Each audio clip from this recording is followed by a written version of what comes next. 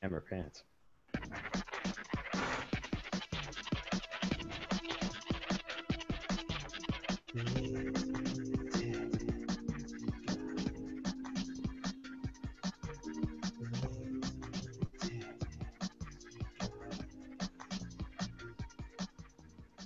Hello, everyone. Welcome to the LTG show. My name is Sean Wilburn. I'm Tony Hannity's.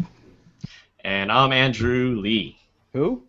Andrew Lee. Oh, wait, hey, dude. Lee. Andrew, hey. Wait a minute. Man, who is this guy on the end of his here? Andrew, how did you find us? Who are you? How did you get I'm the long-lost brother from far, far away. Oh, man. Well, you're supposed to be from another do you know Luke mother, Skywalker? He owes me money. Yeah. Hello, everyone. Thank you for joining us here. This is the podcast for the Lazy Tech Guys website. If you would like to, well, first, go to our website. It's lazytechguys.com. If you would like to contact us, you can email us at comments@lazytechguys.com, or you can give us a call at area code 707-722-5299. Now, Lazy Tech Guys happen to have a variety of topics and a variety of different things going on, and that's where Andrew Lee comes in. He is our video game expert, as well as just a really all-around cool cat and an all-around funny guy who has great taste in rap music. So, Andrew, how you doing, man? I'm doing great. Thanks for the so great so deaf introduction, right? No, Ooh.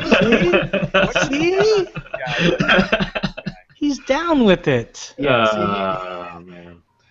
Well, yeah.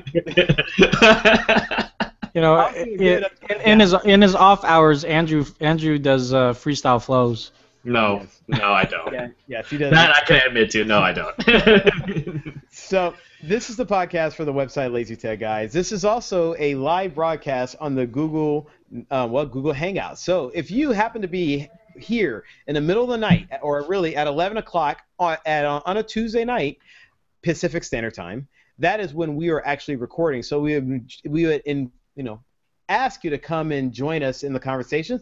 Ask us any questions you may ask, and we will do our best to talk to you. If you happen to be there watching this live, yes, show is live. You can talk to us one-on-one. Last week we had so much interaction, we didn't know what to do with ourselves. Tony and I were just losing. We were just like, just what to do. So we would love you guys to come hang out with us again, and let's do it again, all right?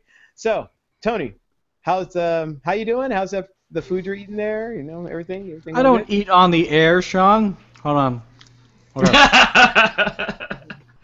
And you didn't bring us any. What gives? I did, but the transporter screwed everything up, and the molecular structure of everything failed. So, yeah. But no, I'm good. Had a very good weekend, and a lot of tech talk, and now I'm here. What about you guys? Not bad. Andrew, it's been a long time since I hear from you. You doing all right? Yeah, had some real life priorities going on, but I'm here. I'm here with the fam. There you go. Well, the LTG fam. Fam likes to have you back and everything. Oh, absolutely, man. Good to be back. Always. Hey, I'm doing all right, but just check it out, guys. So, Tony, remember how you and I said every so often you want to bring up a movie that we got a chance to watch? Real fast. Yeah, sure. 13 Assassins. Did I see that movie? Yes, you should see that movie. I think I've seen that movie. Oh, that movie's pretty brutal. I think I've seen that movie. Yeah. Critically acclaimed, I think, but oh man, it's a really good movie. Foreign film about, I guess, a very, very vicious shogun or something, and these 13 assassins are hired to take him down. And it's just this. Oh, it's an unbelievably good movie. So if you guys haven't watched it and you are definitely over the age of 21 and don't mind a little gore, seriously don't mind gore, check that movie out. It's called The 13 Assassins. It's on Netflix and probably other places by now. That's where I've seen it. Yeah. Because after I saw Red Cliff, which is also on Netflix, which is like 2.5 hours, which is really, really good if you can have an attention span of 2.5 hours. That's it. 13 Assassins, I saw it right after. I would rather see 13 Assassins and Red Cliff over seeing Transformers again. I'll tell you that much. Definitely Transformers 2. Anyway, all right, so we got a lot of topics we're going to talk about today. We're going to talk about YouTube adding 60 frames per second, Google buying Songza. We have some other things like, did you know smartphones are getting more and more addictive? Yes, I know. You don't say. I know. FTC is accusing T-Mobile of charging its customers fraudulent cell phone spam. If you are a T-Mobile customer, you should not. This isn't Fox. No, I'm not going to do it like that. Anyway, we're also going to talk about Google Glass getting banned in the UK and some other topics like robotics and things like that. But let's get started with what has got to be the most exciting topic of all time. One of the most crazy thing ever, and is about effing time. YouTube is adding 60 frames per second support for, well, videos on YouTube as an option. Now, Andrew, you're a gamer. Why does this matter, and why do we care? Well, I mean, gaming in itself is entertainment. So, I mean, if you can get the video to nice, Tony. display pretty much what you're seeing, you know, as a viewer or as an uploader to your audience, and they see exactly how you see the action unfolds, it's, you know, it speaks for itself. It's a great thing. I do want to point out the screen sharing obviously is not providing the quality of 60 frames per second here. Yeah. So I'm going to stop it before someone emails us and says, oh, it looks like crap. No, it's real good. It's just Google and their infinite wisdom doesn't have a real good screen sharing ability with video. So, Google. Blame it on Google. I got to. Who else am I going to blame it on? So. Fox Comcast.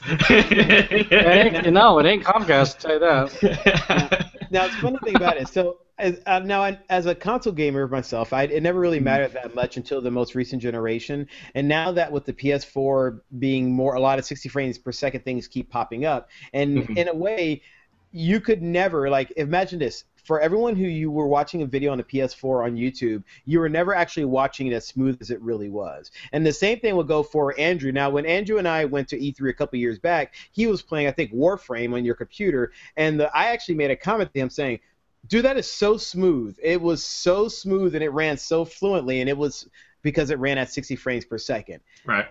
Now, YouTube is actually going to allow us to see the difference. And yeah, now you can know how smooth it is and be like, wow, this is amazing.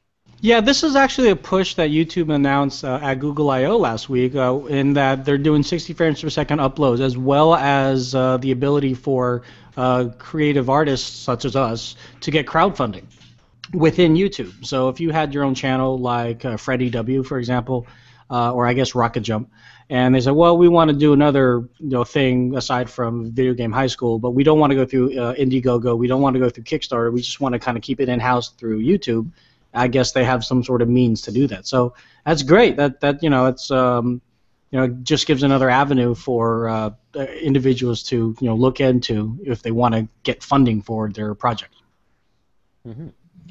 So all right. So now, actually, I'm sort of wondering, do you think this is a quick way for them to kind of get in the good graces of most gamers, give them 60 frames per second and ability for them to possibly finance themselves?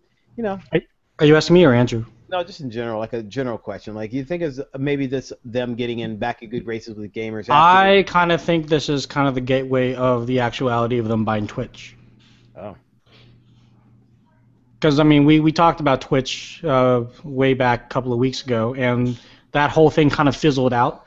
But, if we could use Twitch and upload Xbox One and PS4 games and whatever else I use the Twitch to upload gaming content on up to YouTube, that just makes it a much better experience to actually watch the games in that high quality and not have to, like you said earlier, Sean, do the tricks. Now you can just do it and it just works. I do want to correct myself. It wasn't at Google I/O. It was at VidCon, which is kind of a YouTube convention for YouTube creators and things of that nature, where they announced this. Interesting. All right. So 60 frames per second. I'm excited. I can't wait to see video of this. For all you big Metal Gear fans out there, if you go to a website called gamerside.com, which is gamersyde side.com, they actually have a full 60 frames per second video of the 30-minute demo they had showed off about a month or a couple weeks ago. If you have some good bandwidth, download that video. It is, to find a lack of a better term, orgasmic. All right. And it's over 1 gig. Yeah, it's well over. I think it's actually 6 gigs. Anyway. So, Yeah, but it's very, very good because you actually get to see everything in its full glory, and it definitely is it's a better viewing experience. And also considering that digital TV, and I mean video is starting to go to higher resolution and higher everything, and video games are already getting up to 60 frames per second. Film has already been limiting itself to 24 frames per second for a long time. But now, I mean, with all the digital TV and all that, I know that stuff is going to be upping, so YouTube has to keep up with the Joneses. This is not really a choice by them. They kind of have to do this. This is them keeping up and them stepping ahead before TV officially catches them and surpasses them. So I know there's a lot of that goes involved here too, but it's not as fun that way. All right, now guys, have you ever heard of Songza? A service called Songza? Have you guys ever used a service called Songza back in the day? I did, actually. I used to use it alongside of Slacker Radio and Pandora, because I just kind of want to see at the time which of the three services was better than the others, especially being that they all offered free tiers, and you had like limited amount of skips, you had advertisements, and I ended up using Slacker because Verizon, and they still do, Verizon offers for $2 a month unlimited skipping and no ads. So I was like, okay, well for $2 a month, I'm just gonna use Slacker. My experience with Songza was actually quite enjoyable, though. I mean, they had a fairly large, I guess you would say, a fairly large a collection of music, and there were ads. And I feel that I got the same amount of music that I would have from the likes of Pandora and obviously Slacker. And they also had some really interesting curations, like you could get music based off of the weather. So if it was happy, if it was like sunny out, you get happy weather or happy music, like Pharrell Williams, Happy. You get that. Or if it was like dreary out, you'd get a bunch of Marilyn Manson songs. I mean, I don't know, but it was, but why not? Yeah. If and I wish Marilyn Manson dreary fan all and you're the watching time. Q&A, rip Tony a new one right Why? now. I love Manson, dude. I was just kidding, dude. Okay. Don't knock it till you try. No, so basically... hey, I said if you were a fan and you want to get on your case, I say jump on you.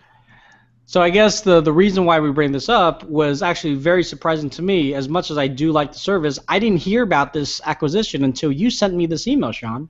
Mm-hmm. That is because it literally happened about a half an hour before I sent this email. So it looks like Google is buying Songza. They are buying them.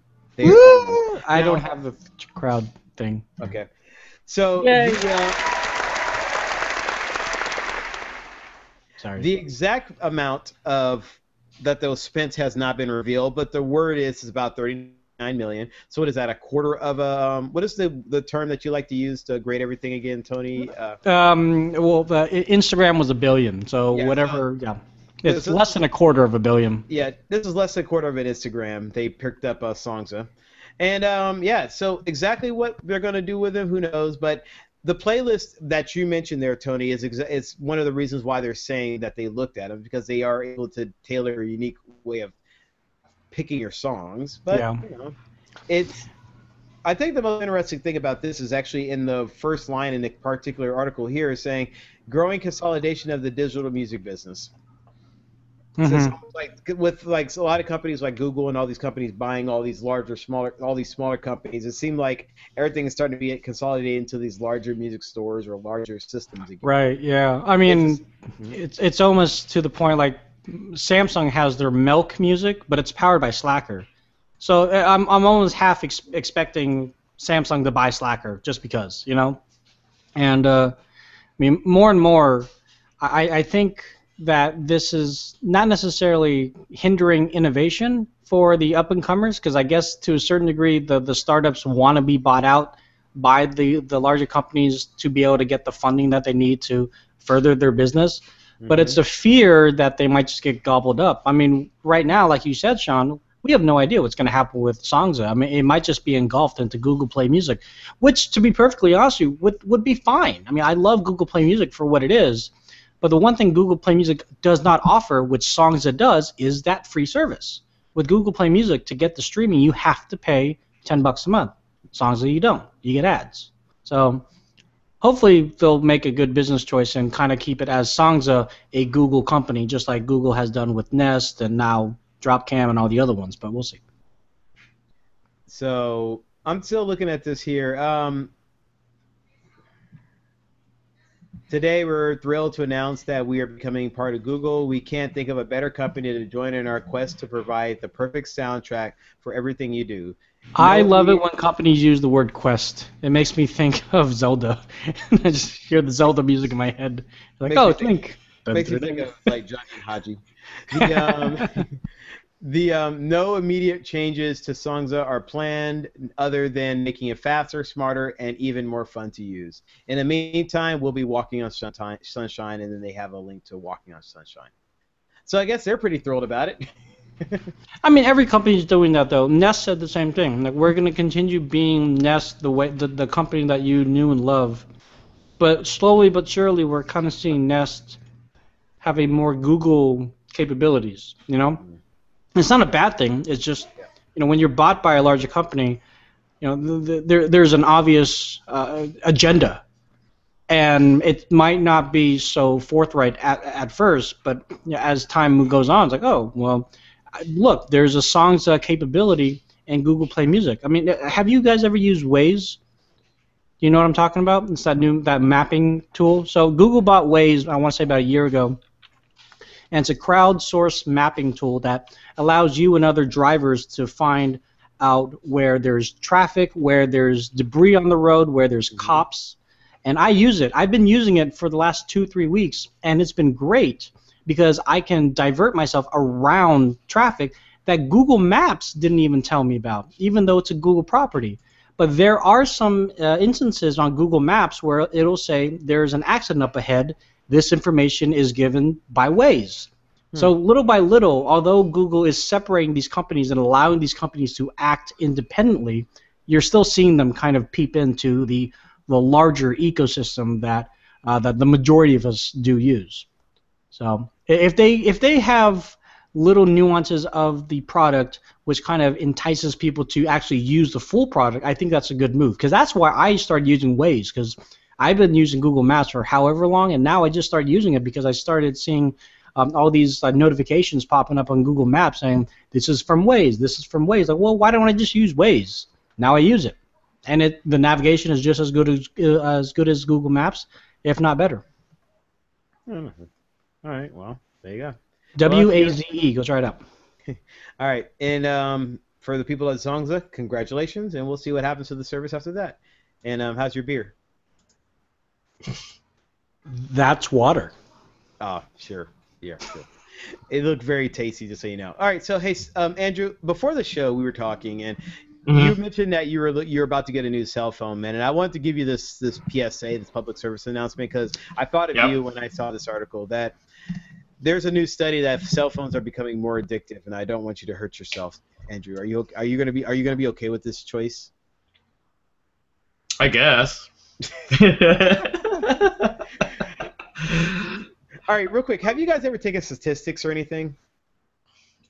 Are we talking like in college statistics? Not officially, no. No, dude, it's so much fun because this article is the reason why I love statistics. So this study is now been there's a real study that says this, and this study has been done by Bank of America. And what it says is that they have discovered that users would rather stop consuming alcohol, stop eating chocolate, which is unbelievable, stop drinking coffee, which is unfathomable, or stop watching TV, which is just like giving up on hope itself, than give up their mobile devices.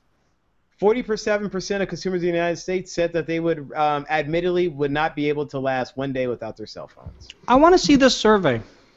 It says they surveyed 1,000 smartphone users, which, like, you have millions of customers and you can only survey 1,000? Come on. Yeah, exactly. That's the reason why I like statistics, number 2. All right, continue on. Picking off this. No. Sorry. No. Yeah, I'm happy you say that, but this is a pretty fun study. So, for anyone who doesn't know, I'm a big statistics nerd. I love statistics because when I found out that you could pretty much take any form of data and read it any way you want to and make it sound as bizarre or as crazy as you want to, it becomes a heck of a lot of fun, and you can pretty much do whatever you want to do and all that kind of good stuff. Now, interesting. Anyway, so this study here, they interviewed 1,000 people, and these are very tech-heavy people who use their smartphones for banking and other things, who are pretty dependent on their smartphones, and asked them this question, and they came up with this result. So of course you can't really take this as a good general census, but then Andrew is sending us some real dirt, or someone's sending us some real dirt here. That they actually have the survey based on it's on the official. Oh, here we go. Bank, yeah. Yeah, pretty much saying that people will not last one day without their cell phones. It was done by the Bank of America's Trends and Consumer Mobility Report. And yeah, there's a lot to read here, and there's no way in heck I'm going to go over this right now. But feel free to look it up yourself if you would want to. So anecdotally, could you guys go out, go without your cell phones for a day? Of course. Yeah. Absolutely. If I really tried, yeah. Okay. Anything longer than that, no. Tony, what about you? I want to say yes, just to join the crowd, but I don't think I could. And the reason is because I'm a parent. You know, and I need to be able to have a connection to the house at my beck and call. I can't rely on finding something called a payphone because I don't know where they are.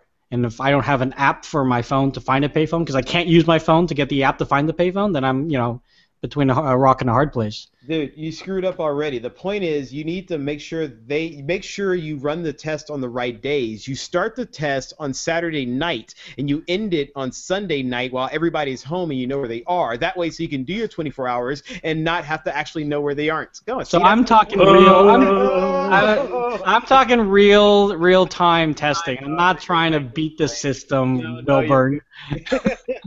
Well, we can turn back time to like 1980s, 1990s, where Andrew is a 120% correct. We watch shows like Friends or Seinfeld, and someone says, "Hey, I left a message on your home phone. Why didn't you come and get me?" He's like, "Oh, well, I was at the grocery market," and that's a thing. That was a thing that we had to deal with. I mean, we also had to deal with sharing the same phone line with other people in the household. And you know what? It was crazy. It was weird. It sucked at times, but we managed. We did. Yeah, but now we definitely lean on the technology and the advancement of it to what we consider better our overall experience. Now that does cause other issues where half the time you're talking to somebody, they're looking down, and believe me, I because where I work, I see it all the time. I'm sure you guys do too, whether they're supposed to be on their cell phone or not. Or you see customers doing it. Sean, someone's trying to look up comparing prices between you and some other guy down the street or whatever. I know there's no other guy, but whatever. It just happens. That's the first thing that we think about. So I would just like to see, like, if I kind of want to see how it would be for me personally to be without a cell phone for a day, because I know aside from being connected to the home for communication, everything that I use my cell phone for is just junk. It's like I can wait till I get home, but it's just that innate thing to go into my pocket to pick up my phone. It used to be like going to have a cigarette. It used to just be like that, but okay. Andrew, you said you can go without you can go with a day without your phone. I'm pretty sure I could. I mean, technically it would be breaking the system, but I mean, it's if people want to reach me, they know where I am. They know where I'll be. It's kind of that simple. But I mean, to kind of elaborate on Tony's part, yeah, I mean, what we used to have to do as kids, I mean, it's just, hey, be home by 5:30. Thank you. And you'd have to be home, and then if you want to go out, well, you got to check in first. So, it's a completely different mindset. I'm not saying you're wrong. I'm just saying. No, I'm saying I'm agreeing with you. It would be tough. I'm saying you would have to pretty much tie everything into just going home first, and then hey, let's all go out to eat. Right, exactly. And that's such a weird thought now, isn't it? Now I'm thinking like. I grew up that way. Anyway, so yeah. To me, I'm still thinking like, it still sounds more fun. Anyway, so okay, well, they're more addictive to some people. Yeah. I don't know if they're more addictive. I just think that they're, and real fast, when they said in the study that people would give up alcohol, chocolate, and coffee, and television, because first thing, 3 of those things are just foods and you don't really need them. You can keep on living. Television, you don't need a television if you have a phone because you got a screen. So boom. Yeah, you're right. It's like, oh, I'll just use Netflix and Hulu Plus and YouTube. Bingo. All right. So now, Tony, you have a quick update on a couple phone on a phone that we talked about in the past, as well as a new phone that's about to come out or just came out. Yeah, so essentially, we've kind of touched on the thought that Samsung always does like a Galaxy Mini of all their flagship devices. So announced today is the Samsung Galaxy S5 Mini, and it's pretty much exactly as we thought. It has a 4.5-inch screen as opposed to a 5.1-inch screen. It's only 720p, but at that size screen, you don't need 1080. Other specifications on this guy is quad-core, a 1.2 gigahertz processor. It has all the other amenities that the S5 has. You get the fingerprint scanner. You've got the what's it called? The heart rate monitor that's on the back. And I do believe, it's. Let's see. Yeah. Sorry. I do believe it has a Galaxy Gear capability as well too. So if you've got like a Galaxy Gear Fit or a Galaxy Gear Neo, you'd be able to pair this up with this. This is going to go on sale first in Russia on July 1st. So I was like, Russia. Yeah. So I mean, the minis really have gone to like the like emerging markets, Eastern European companies, countries. And then, like, just recently, the United States has been getting them kind of on, not prepaid carriers, but like on Sprint and T-Mobile. But they obviously haven't really gotten the same notoriety as their larger counterparts. So. America! I'm sorry. Yeah. But, people want choice. I mean, we have an example, Victor, his wife, sees all the cool phones. Well, I think they're cool. Sees all the cool phones that we all have, and she says the screen's just too big. I don't need a big screen. I'm like, and I show her, the screen of this phone here. This is what she had, which was an HTC Incredible. This was a 3.7-inch screen. That was considered big back then. And she's like, no, anything bigger than that is just too much for me to handle. I don't want to deal with it. She actually ended up getting a Moto X, because which is, if I'm not mistaken, a 4.7-inch screen. So it's bigger than that, but it's bigger than that phone. But still, it's not 5.5 inches. So probably a lack of options, because it seems like a lot of the phones are just getting bigger and bigger no matter what. It's like harder to find smaller ones to a point, right? I mean, Victor's he's got the Galaxy S5, so I mean, to him. God dang it, dude. Yeah. See, you're behind, Sean. Yeah, and I just got my 4. You just got your 4. He's already. I'm gonna be behind him for 2 years and have no hope. Or you can just go to T-Mobile. Oh, we'll talk about it later. Okay, but yeah, in other Samsung, in other Samsung-y news, I mentioned last week that I was getting the review of this Samsung ATIV SE not Galaxy, but it's a Windows phone, and I have been using it. It's a red box, and I've been using it for the last week or so, and I've got a Windows Phone 8.1 developer preview on here, so there are some bugs, but overall the phone's been great. I'm going to have a much more in-depth review in about a month. And the reason why I say in about a month and not tomorrow and not next week is because you can't really see it on here, but if you see in the upper corner, we see it. Yeah. So I didn't see it. Was it that right there, Sean? It ate something. Yeah. Whoa. So I was actually testing this outside to kind of see how the screen is in the sunlight, because that's obviously one big thing that. Since we're so addicted to cell phones, we have to make sure that we can see them outside. But my hand slipped and it fell out, and which is kind of why I don't like using phones without cases. This is proof of the pudding. I contacted the vendor and I told them what happened. They said no problem, stuff happens. So they're gonna send me a replacement phone in about a month. So there's no rush on the review itself. But what I can tell you is this: whatever pre-notions and preconceptions that you have with the Windows Phone App Store, that goes out the window as of about a week or so ago. Unless you're really tied to Clash of Clans or things like Candy Crush, there is nothing that you can't find in the Windows App Store with either the official app or a really, really good third-party replacement. So that's all I got to say about that at the moment. But yeah, even though it is cracked, and for the audio listeners, the phone's cracked. It still, still runs very nicely. I'm not cutting my fingers. Yay, no cuts.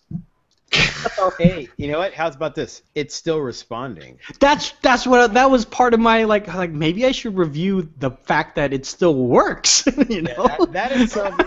You don't want to be advertising to people. Hey, you break your phone, don't worry, this one will still work. You don't want to advertise them. I don't want, and that's what I told her. I was like, I don't want to put this out on the review and say, have to explain that or anything like so. Because people aren't going to buy it because all they're going to see is a cracked screen. They're not going to get past the fact that you can crack any screen. Yeah, pretty much. Yeah. All right, Andrew, what about the cracked screen? I'm just kidding. Are you bummed out? Andrew's bummed out that my screen is cracked. It's sad looking. He needs a new one now. All right, well, here, hey, why don't you go get a screen? Andrew, why don't you go ahead and take a break, and we're going to go ahead and take a break right now. And on this break, we're going to thing like thanking our sponsor. And who is that sponsor we're going to thank? Oh, who would that be? Audible.com. Would you believe it? So we want you to use this URL right here, which is audibletrial.com/lazy.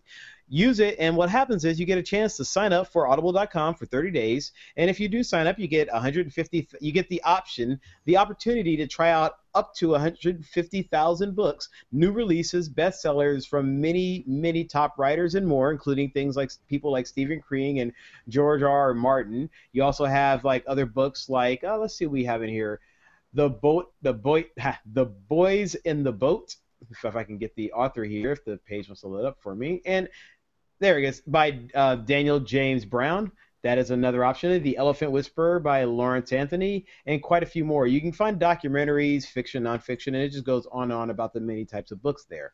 Now, they have other services there that are quite well. Like, for example, they have Whisper Sync, which allows you to sync up what you're reading for audiobooks as well as any kind of digital books. And sync them up together so that when you're on one, it will follow in line with the other. You also get a chance to exchange books that you may find out are not quite the one you're looking for. Maybe it turns out that it wasn't your story. Well, you can exchange it for something else. And most important of all, since we are talking about audiobooks, we're talking about some way of just listening to these books and these stories in a way that we never get a chance to in our busy lives. So there's a lot I said there, but the most thing of all, we want you to try it out yourself. And when you try it out, it will click, you'll get it, you'll understand it. So this is the URL, www.audibletrial.com/lazy. Once again, audibletrial.com/lazy. Use that, sign up, enjoy 30 days. You get a free book in the deal, by the way, might I add. And you get a chance to check it out. And when you're a member, I guarantee you'll understand it, it'll make sense, and you'll quite enjoy it. audibletrial.com/lazy. Go ahead and join it and enjoy it. And take your free book. Awesome.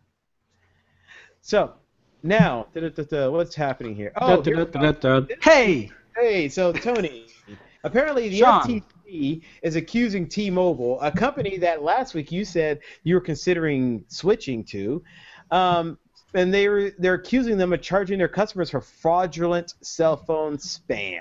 How could they? Here we go. Where's my noise? Oh, I can't find it. It doesn't ever accuse up in time anymore. Now it sounds official, right? Yeah. I thought you were going to say, in today's news. Yeah, no, I used to, right? Yeah, that was my whole spiel. Yeah, so essentially, there's John Ledger right there, just like, oh, how could you? No, so what's going on here is that I guess the FTC rather, not the FCC, but the FTC filed the suit against T-Mobile, and T-Mobile is the whole Un-carrier brand, where they're a carrier for the people, by the people, or whatever. And they're charging their customers for premium text messages for services like flirt tips, horoscopes, gossip, and I don't know if you guys have ever looked at your bills, but this comes in under your data charges as a separate charge, and it's probably called premium text messaging. And then if you go into the detailed billing, it'll actually tell you who the service itself is.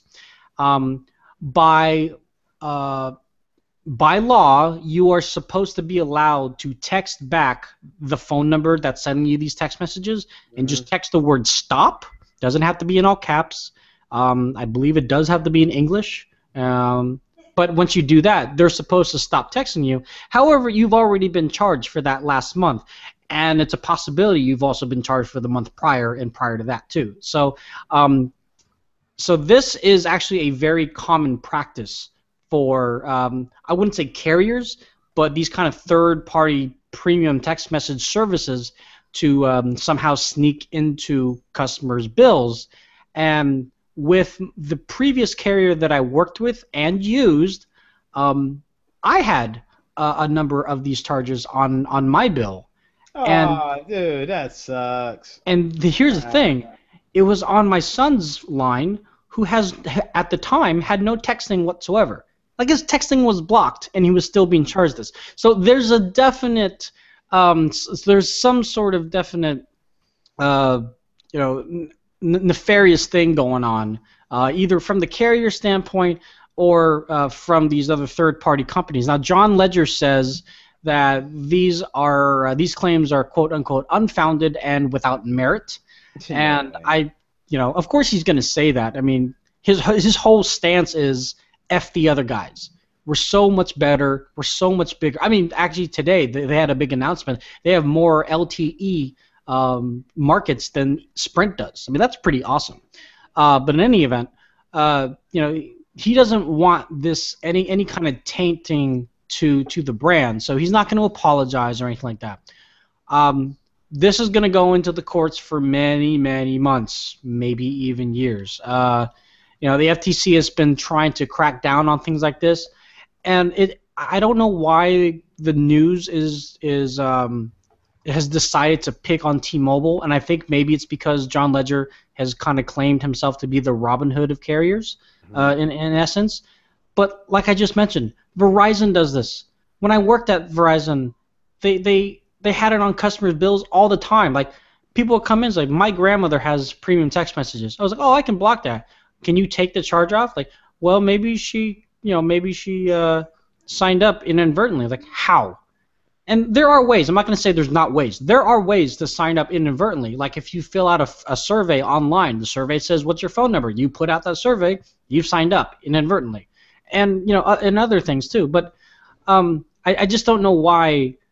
I think it's unfair to put T-Mobile in the limelight for this. And that is the reason, Sean, why I'm still deciding to switch to them. Because it doesn't matter where I go. You're going to have to deal with this anywhere. I dealt with it last year. It's like, so, in other words, the rule is check your bills. If you have any of these charges, immediately bring it up, especially if it turns out, or find out whatever you signed up for and find out why you're being charged. Yeah, immediately bring it up. The bill is your responsibility. If you pay for it without realizing what you're paying for, that's your own fault. I mean, I can't tell you how many times I've paid for, like, my cable bill, or maybe someone's paid for their water bill or their electricity bill, and then a couple of months later, like, wait, why was my water bill $70 more than normal? Come to find out, their neighbors taking their water. I mean, that happens, right? I mean, you need to take responsibility for the things that you're paying for. And you can't blame the carrier. Now, the carrier itself, though, does have a responsibility, wherein that if you, the customer, goes up and says, hey, this has been going on for X amount of months, I need you to take care of this, they might be able to work out something where they negotiate a deal with you. I don't know if they'll be able to take out the whole amount. If it was like $180 worth of premium text messaging charges, that's a lot, and like you need to have looked at your bill a little bit sooner than now. So I definitely see on both sides of the coin, the point of view, if you will. But yeah, I just think it's just strange that these news outlets are pointing fingers at T-Mobile when they should be pointing fingers at all the carriers in the United States.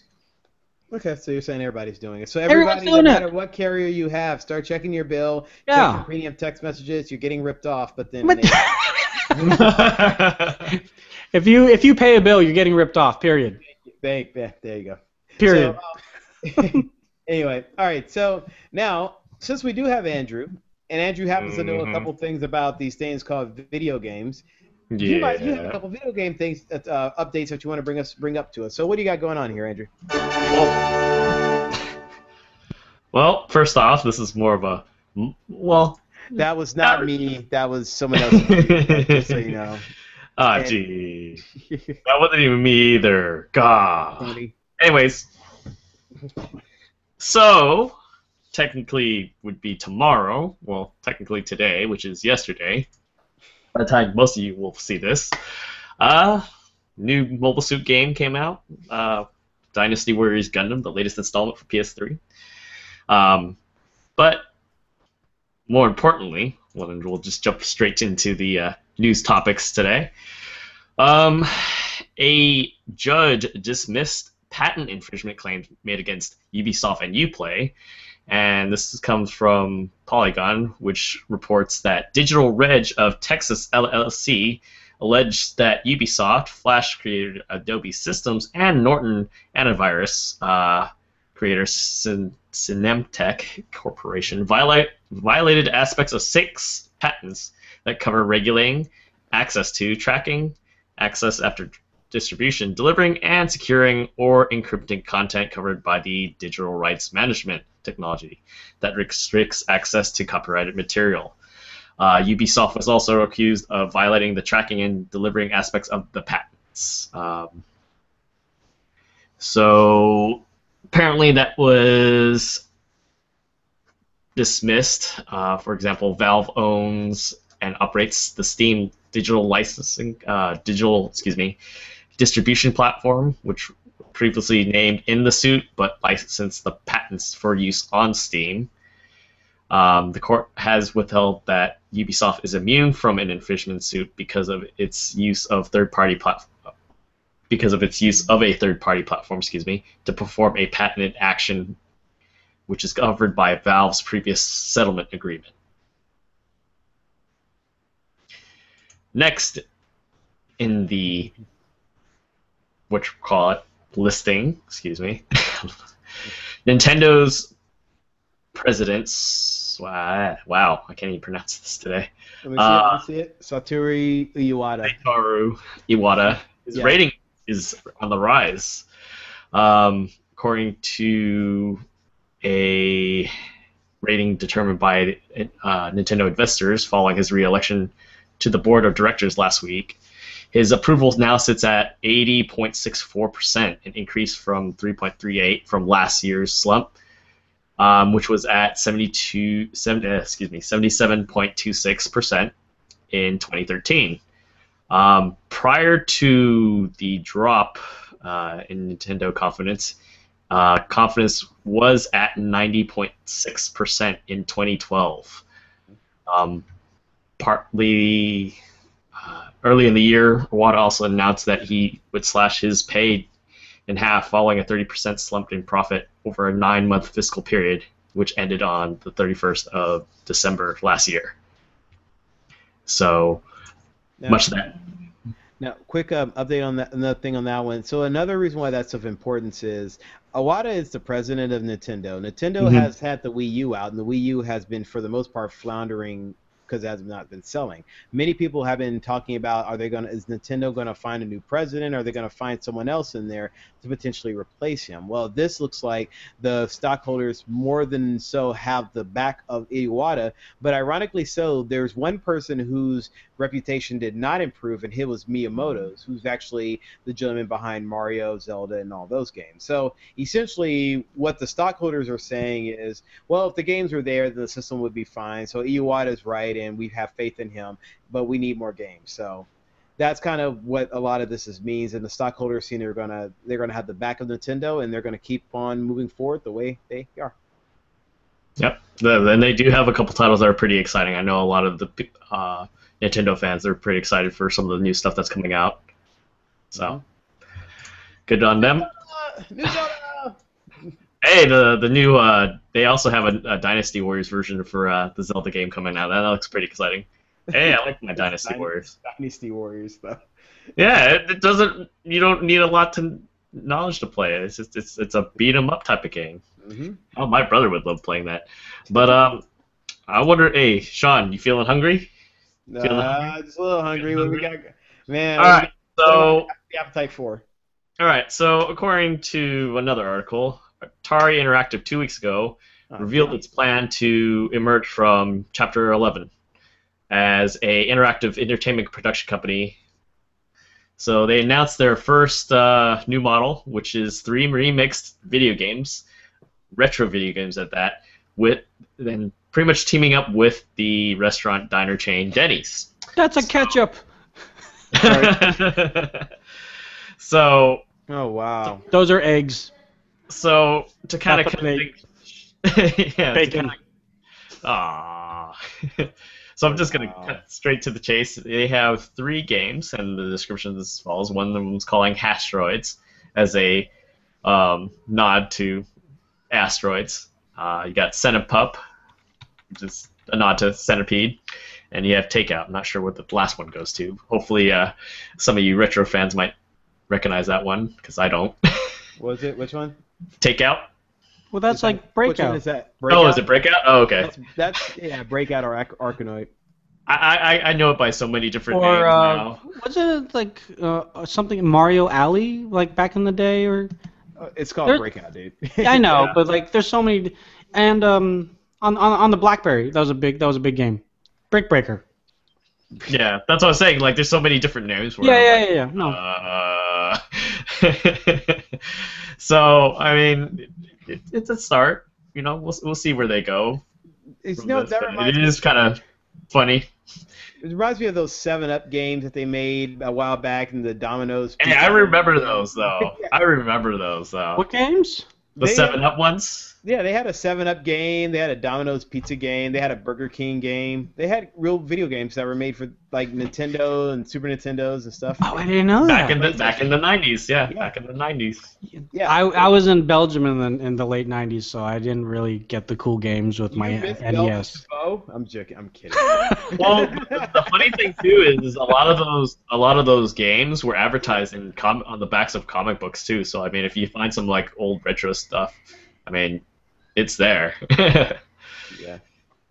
It's actually kind of funny to think about it now. So, But yeah, I can say this absolutely is the definition of selling out. Holy crap. I'm Oh, yeah. sorry. This is Atari. Your soul has been sold and gone, and you're trying to sell it a second time. Like, dude, you can't sell your soul a second time, dude. well, Watch us. well, they're also considering a licensing strategy that also ties into real money gambling and social casinos in Europe. So So wait, where are we gonna see these games? Europe.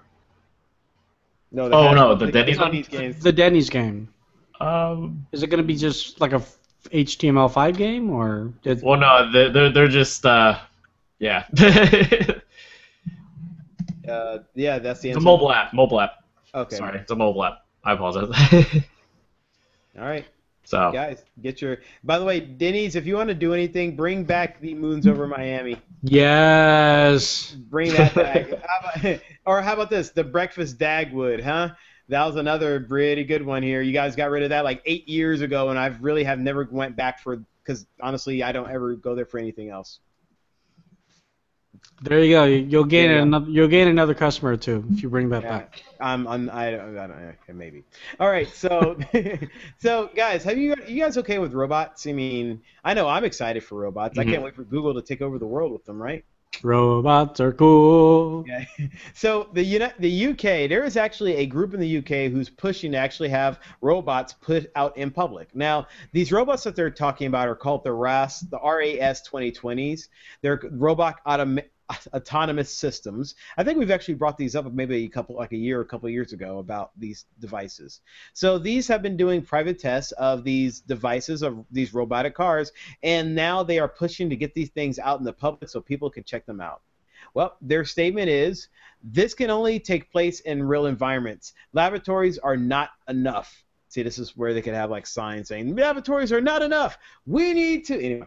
So, guys, they're going to try to get push start. They're going to push to try to get robotic cars and self-driving vehicles out there in the world and probably make this thing happen. Maybe even push the UK forward as far as the premieres in this kind of technology, even though Google has been trying to, get stuff going on our end. So, guys, this is a big step. Do you think they're going to be able to pull this off, or do you think they're going to get held back, or what do you got? It's just, Ken Harrell excitement, or what are you thinking here? Mm-hmm. I keep on thinking this might branch off to something else. Like what? Autopilot on the road. Because, I mean, you already got the Google self-driving car that's still kind of in the air right now. Like, it's a neat concept, but it's not in, full production or anything. And then you got something like this. So, I mean, it's great. Me, personally, I'm not going to like the feeling of not being in control of my own car.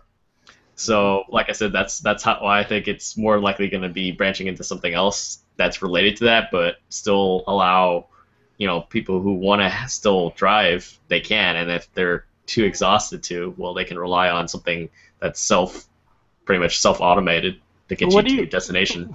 What do you think about the whole idea, though, that they're going to allow it on that they want to allow it on public roads? I mean, do you feel safe that you look over to your left or your right and there's no driver in the car and there's the guy just chilling in the back seat or whatever? I mean, that's. Well, I'm just saying if they did on that. But hypothetically, would that be something that you, as another driver on the road, would you be okay with that? Because I think that's what this particular piece is all about. Like, it's not really about what they're going to do in the future. We know that driverless cars are going to be part of the future, but right now, without any laboratory testing or closed course testing, or I guess maybe a little bit, but they're already saying, oh, screw that, we want to go on the real M25. We really want to go into the streets of London with our driverless cars. I mean, should that be allowed? I mean, personally, I don't think so. I mean, this technology. I wouldn't feel comfortable with it, but yeah. No. I mean, the technology is great for what it is, but it is extremely limited right now. And even with all the data sets that we have, where is this company getting all the data sets? Now, I'm not saying Google has every single data set that you can't get. I'm sure they have their own as well too. But there's so many variables that even the Google self-driving car hasn't even taken into account. So okay, question for you: how would the company? I'm going to just play the other side of the argument. How would they be able to get the information of how to get the real world tests if they can't get the car out there in the real world, if it's being limited on being put out there in the real world? They can go out there just like Google did before, with a driver in the car with the sensors. Before. Now, without knowing exactly how detailed the tests and how successful they are, it is hard for us to sit there and understand if they have the confidence that their program and their system works the way that they seem to think it does, versus it not working, possibly having errors, problems, or, like, for example, an obstacle not being read on the sensor and the vehicle causing an accident or harming somebody. So it's hard to say exactly where it is without knowing that information. But I'm just curious on, there is a point that you have to factor in that they're going to want to cross over from one to the other and be able to start giving it that real world test. And yeah, when they have a person in the car, we don't know if they've already done that test and saying, dude, I've had a person in the car for the last 5,000 hours and this thing's been going great, but we need to get it out in the world to get the test. I mean, we don't know where they are with the testing, but if they have been successful with the testing, at what point can they get over to the next level? I mean, that's the question I have. I just have a feeling that the whatever the transportation organization, association that's over there that's affiliated by the government is not going to agree to whatever terms that this company is trying to put forth to get their vehicles on the road. Now, obviously, at some point, they're going to have to, so, but I just don't know how a proof of concept would work. I get your point, Sean. I don't know how a proof of concept would work if they don't even allow them to prove their concept without putting the cars on the road. But there's so many, like I said, there's so many variables that you can't even account for, even with a driver in the car, you know. So. Well, temporary solution. Here's the deal. I'm looking at the little device here, and I'm seeing a little two-seater small car. Small car meaning you can get in and out of cities very well. Yeah, that's the Google self-driving car. Well, if they can do that, or if they have a similar device, which I'm assuming the other is probably going to be a similar idea of a smaller car, minimum seating, but and it'll be takes up as little battery/electricity power as possible, because these things are going to be moving around a lot, and you can't have it draining gas. I'm just thinking like they could start by keeping it as basic transportation services. Like imagine, Andrew, at E3 we had a car like that. Imagine how much better our experience would have been if they just said, "Oh, all the cars are here. Everybody get in your thing. It will drive you to your next location, and you just get out and you're ready to go." It would be a great experience. I think this would be a good idea, and I think they should probably start by limiting it to certain little roads like that, the same way they have trolleys limited to certain roads, only they have theirs limited to certain areas of the road, and see how they perform, and then as they perform better and they can get further out, then they experiment and go out further from there. That way so they can do a real-world test. And at the same time, use it as like a small transportation. Get around San Francisco kind of device. Don't bring your car to San Francisco. Just BART over and then get in this vehicle and get to where you need to go. We'll see. And limit it where it can go. Yeah, we'll see. But I'm excited for Andrew. Are you excited, or are you bummed about the driverless cars? I'm kind of bummed a little bit. I just see it like stop in the middle of the street. It's like, oh, that's gonna happen. Right in front of you too. I know. I'm like, oh, now I got a freaking dent on my car. Well, all right. Well, everybody, don't stop for Andrew, please. Don't break for him. Ever. Now, if you happen to be in the UK and you happen to be an owner of Google Glass, or if you have Google Glass, you plan on going to the UK, hey, don't bring it to a movie theater, because apparently they don't want you in there.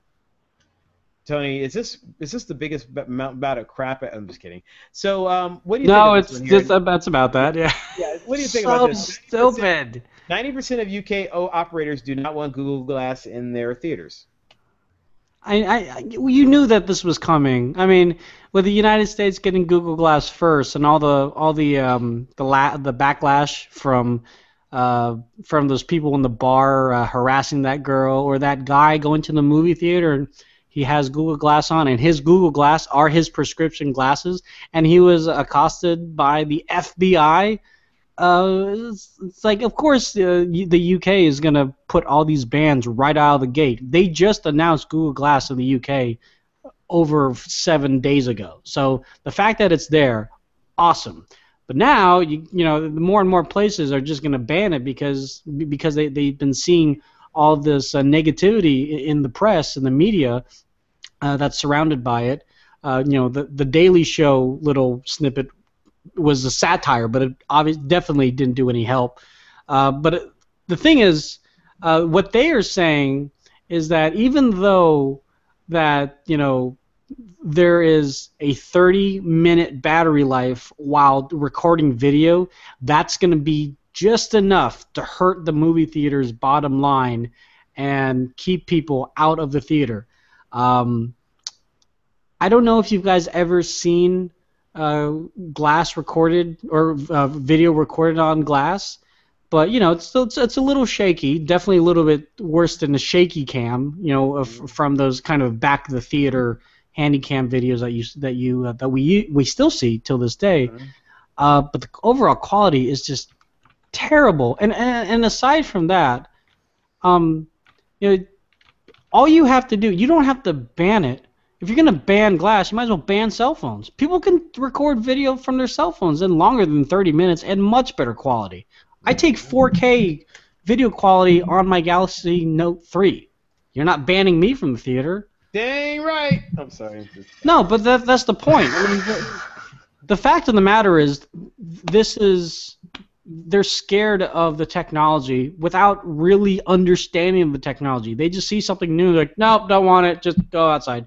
It's like, no, but these are my prescription glasses. No, well, you should have thought of that before you came here. I'm like, what? I did. So, it's a shame. That's all I gotta say. It's a shame because it's just gonna make it's just going to make glass that much harder to become useful, and that much harder for people to see it and get more used to it. How is the general public supposed to get used to it if all these other places are banning it, you know? Now, on the flip side, I think glass, you know, they could do something to at least, at least make it so that, you know, if you are recording, you should have like a front light, like, you know, a video camera does. I mean, that would be one thing, but I don't know. I just find this to be just way too bent out of shape and very much a Ludditeism, and just doesn't have to happen at all. And an honor from Tony told me before he got started that he wanted to dedicate this song to the UK, right here. This was dedicated to them for the shameful, shameful banning that they have. And for you guys out there who know this song, yeah. It's a shame. It's a shame.